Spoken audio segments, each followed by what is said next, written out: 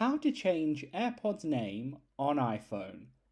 First of all, you're going to want to go to the settings menu on your iPhone or iPad. It's a similar situation with that. Then you want to go ahead and connect your AirPods like you usually do by going to Bluetooth, turning Bluetooth on, and then go ahead and connect your AirPods by putting them in your ears. Press the button if you haven't connected them fully, but once you get to a situation like this where you see my device is AirPods connected, then there you can go ahead and click on your AirPods, whatever the name is currently now. There you will be able to see the name section. Once you've done that, you can click on that and then you can change it to whatever you want. So I can just do AirPods name there. Click done, you can change it to whatever you want to, and then it's going to appear on your Bluetooth as that name going forward. So make sure you don't give out too much personal information, but right there you'll be able to change that. You can also remove your personal information by removing your name. You can just anonymize it if you want to, all within this section. So leave a like on the video for help and subscribe for my helpful videos.